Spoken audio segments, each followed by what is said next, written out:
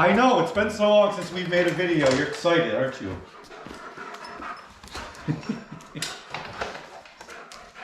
I know, it's been a while.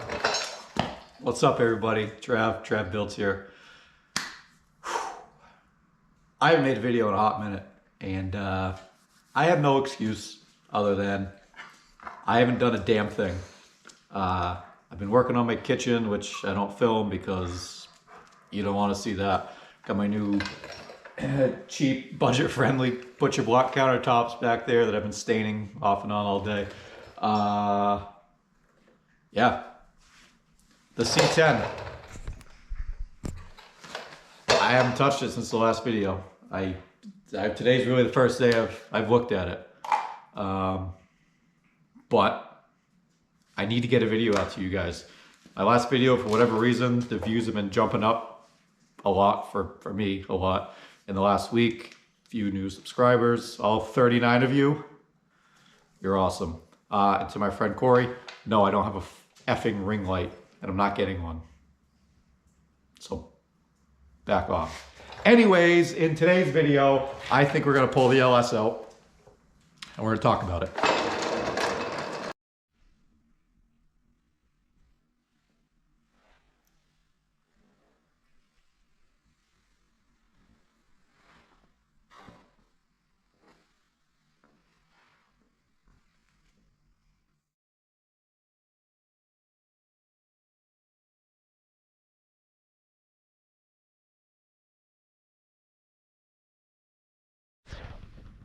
If you want to know what kind of LS you have, we're going to figure it out together. I bought this motor, and all I knew was that it was out of a truck and it was a drive-by cable. That's all I knew.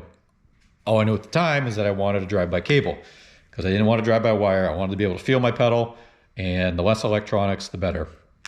Which is funny because I kind of want to put a 4L80 in this thing now. But that's video for another day. So I have this motor, bought it from a guy.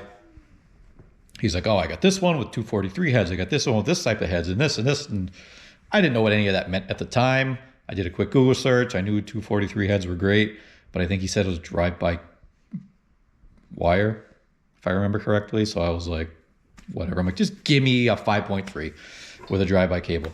So he did. I didn't know anything about it. He said, hey, it's out of a truck. Sure, what do I know? So I went, picked it up. I think I paid like 400 bucks. Complete motor, intake, fuel rails, wiring harness, computers, manifolds, all the front drive accessories, pulleys, everything. Flex plate, actually, no flex plate. But almost a complete motor. 99.9% complete. I just kind of stripped it down, took the manifolds off, as you can see, took the intake off, fuel rails, wiring harness, all that fun stuff, because I needed something to do when I first got the motor. I did that, and then I let it sit, and it's been sitting, not good for it, but hey, it's hot rod, right? Get to it when you get to it. Why are you crying? Anyways, so I am going to slowly start buying parts for this motor, and I don't know a thing about it. I don't know what generation it is. Hell, I don't even know if it's really a 5.3. Could be a 4.8 for all I know. The only thing I know, because I'm sitting right here, and I've looked before, but I always forget, it has 862 heads, which I've Googled, and they're not terrible. But let's get into it. Let's figure out how to identify my LS motor. This will help identify your LS motor. And just a disclaimer, I am not a professional at LS motors. I'm not a guru. I don't know much about them, but we're going to figure out what I have so I know what I need to order for parts in the near future. Let's get into it. So like I mentioned, I have 862 heads. Not terrible heads. They're not 243 heads. I don't understand what's so great about 243 heads. Whatever. Maybe I need a couple turbos in my life. So yeah. Casting number for your heads, they're going to be on the back side of the cylinder head on the driver's side. and the complete opposite on the passenger side. So literally this over here. 862 heads, that's what we're gonna run. We're gonna run these heads. I don't need anything expensive, aftermarket. I don't need anything crazy, nothing. We're running 862 heads. So the next thing that I need to figure out is exactly what I have for a motor. So, all right. Anyways, always interrupting the video. So what you're going to want to do is there's a few different ways you can do it. So you have your VIN number here, the 9 digits. You have a casting number here, which I believe is 8 digits. You have an identifying casting here. Mine says 4.8 or 5.3. And if I have a 4.8 at the end of this video, I'm giving this motor away to someone who wants to give me money for it.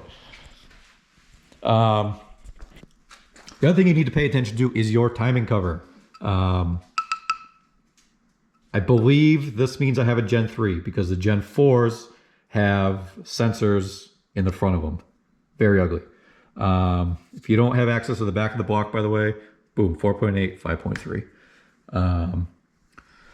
So one good way, I think, what we're going to do is we're going to do a Google search. How to identify an LS motor. We're going to do this together. So let's get into it. All right, so let's pull out the old phone. You guys aren't allowed to see my passcode, but I'll show you the last digit. It's an 8. Ah, shit. Here we go. So I typed in identifying LS VIN number. I don't know why there's a 1 on the end of that. As you can tell, I've already clicked on a few links to help me with this video. Summit Racing, huge help. Identifying Chevy LS engines by VIN. So this gives you all sorts of stuff. Tells you what digit to look for and blah, blah, blah. So the issue is you want the 8th digit, which mine is a 1. There's nothing in here with a 1. So the friends at Summit Racing are nice enough to have a link that says identifying an LS engine by inspection. This is probably the coolest thing I've found about how to identify your LS engine today. It's literally a questionnaire. What type of cover do you have? Gen 3, plain timing cover. Gen 4, timing covers with sensors. You can see they're very ugly. These are very nice and smooth. So we have a Gen 3. So we click on no. It has a smooth cover. Boom. You have a Gen 3 engine. So I know I have a Gen 3 like I thought. Now, they ask you what kind of intake manifold you have. Obviously, like I said, I know this was out of a truck because I've already torn it down. So I have a truck manifold. So you click on, it's a truck manifold. And it says, take a magnet, see if it sticks to the block. Cast iron is magnetic, aluminum is not. I'm not going to do that because I know that I have a cast iron block because it's rusting. So, cast iron. Now, take a look at the front or rear of the engine block, just below the cylinder head. The engine's displacement will be cast into the metal as shown, which I already showed you. Mine says 4.8/5.3. So you click on 4.8/5.3. And then it gives you an answer. Based on the answers I provided, I could have an LR4, an LM7, or an L59. I don't know what any of that means, but Summit Racing tells you. So we click on intro to those 3 engine families. The LR4 was introduced in 1999, which is a 4.8 engine. I'm not going to read this word for word. The LM7 was introduced in 1999 also, which was a 5.3. And then the L59 was introduced in 2002, but that's for the flex fuel. And I know for a fact I don't have this. This isn't a flex fuel motor because of what I've already done for research. I'm really hoping it's not a 4.8, so we're going to get lucky and we're going to hope it's an LM7. So what I'm going to do here is I'm going to click on Chevy LM7 engine specs. Scroll down, tells you everything you need to know, what it could have come out of. So like I said, right here it says the VIN's 8th digit is a T. Mine is a 1, unless I'm looking at the wrong VIN, but the beginning of it is a T. So I don't know. But anyways, we're going to scroll down to right here. Engine block specifications, casting numbers. So it gives you 3 casting numbers. And I just so happened to find a casting number right here, 12551358. Well, lo and behold, bam, right there, 12551358. I found my engine. So I have an LM7. You scroll down further, it gives you all the specifications for the entire engine. It tells you cam gear, it's a 3-bolt. It literally tells you everything. Intake manifold, drive-by-wire, was phased in 2003 to 2004, but it also says cable operated, which I knew I have a cable. Tells you what kind of heads you have, like we already went over. Like I said, 862 heads. Boom, there we go. Tells you what kind of piston you have. I have a dished piston. It just tells you everything. So hats off to Summit Racing for giving a fantastic way to figure out these engines and know what you have, because the last thing you want to do is buy a 5.3 or what you think is a 5.3 and you say, I want to buy a cam from wherever. You buy a cam. You get your cam, you go to take out your old one, you take out a 1-bolt cam and you bought a 3-bolt cam, which isn't the end of the world because you can just buy a plate to fix that, which I've learned. Not by experience, but just, watching YouTube videos. Shout out to Snydertron, he just went through that. So yeah, I know I have an LM7. I know what engine family I have, so that's huge. Now I know exactly the correct gaskets to order. I know the correct cam to order, everything like that. So simple way to figure out what kind of LS engine you have, go right on Summit's website. They literally do it for you. It's like taking a test. You just select the right answers and they literally tell you what you have for an engine. You just might have to do a little extra work like I did with the casting number on the back, but it took 2 minutes to figure out exactly what I had. It only took me 15 to record this. So whatever. So now we know I have an LM7. It is a 5.3, which is great. Now let's get into what the plans are for this motor, because I'm pretty sure I have everything picked out for what we're going to do to this. So plans for the LM7. As I mentioned, we're keeping the 862 heads. I don't need anything crazy. We're going to do that. I am going to buy a gasket kit for this motor. I don't know if I'm going to pull the heads and send them off to make sure they're flat and just put new gaskets. I really, something telling me just to do it. So I'm probably going to do it just as an insurance policy, because the last thing I want to do is do everything but like the head gaskets, and then I put this motor together and it has a bad one, because I bought this motor literally off the ground. It wasn't a running motor. I've never heard this motor run. I've drained the oil out. The oil was oily, I guess. It looks like it should. Coolant came out of, the engine, just green as could be. So I'm sure the head gaskets are fine, but part of me really wants to just, while it's out, just do it. But plans for this engine. Gasket kit, definitely. We're going to put a cam in this thing. I think I'm going to call Texas Speed, tell them what I got going on, have them either give me a off-the-shelf one that's going to work for my application, or a custom ground cam. But I'm going to call them soon, maybe the next week or two, figure that out. We're going to do, I think we're going to do a new timing chain, just because. Oil pump, just because. Like I said, gasket set. I don't know what I'm doing for an intake yet. I absolutely despise truck intakes. I know they flow really good. So don't the TBSS ones, Trailblazer SS. If you don't know what TBSS stands for, now you do. I just, oh gosh, the truck intake manifolds are just, bleh, bleh. Yes, I know you can shave them, and why do sheet metal intakes have to look so good but give you not great power? I don't understand. But whatever. So we'll cross that bridge when we get there, but I'll figure it out. I can always buy a beauty cover for the engine. So The other thing I do have, so I've had this motor in the truck already as a mock-up for my headers and whatnot. So I have the factory truck pan, which it works just fine. It was 4 or 5 inches off the ground. I wasn't happy with it.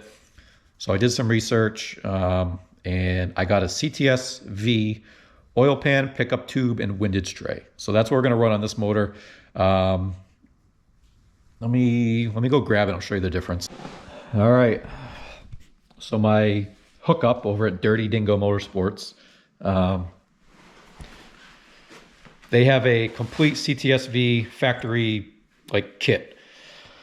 Oil pan, windage tray, pickup tube, and the dipstick. And all new hardware to mount the, come on, get out of here, you damn dog. Come on, get out of the way. Oh gosh, I'm gonna knock everything over. What was I saying? And a complete bolt kit to, so you have all new bolts for your oil pan, which is sweet. So, let me show you the difference here. It's hard to tell because it's not really next to it, but it's a dramatic difference here. Let me see if I can get this. Don't mind. All right, I can't get up any higher, but it's hard to tell. You can kind of tell. It's definitely shorter. It's what a lot of guys run on lowered stuff. Just for peace of mind, I live in New England. The roads are not great, but it's just insurance. You know, it was like $300 something through Dirty Dingo. I got it relatively quick. It's gonna bolt right up.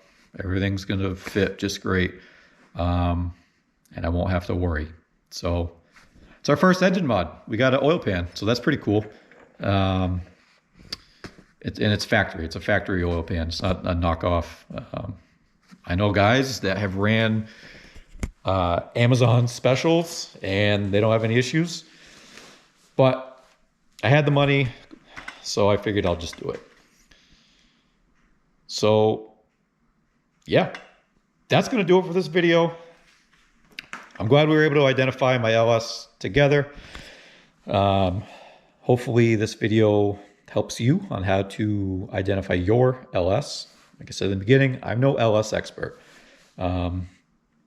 If you gave me another LS and told me to tell you what it is by looking at it, I could probably tell you if it's a Gen 3 or a Gen 4. And if I had the intake on it, I'd be able to tell if it was from a truck or a car. Other than that,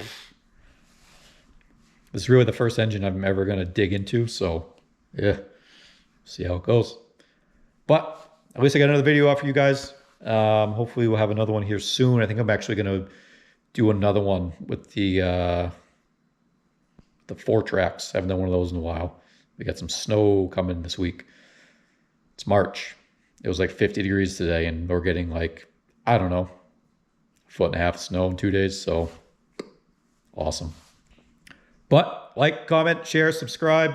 Leave me some comments. What do you think I should do to this motor? If you have any ideas, tips and tricks, and yeah, fun, goofy stuff, intake suggestions, anything, tell me to get a ring light. I don't know. Corey. Yeah. Catch you later.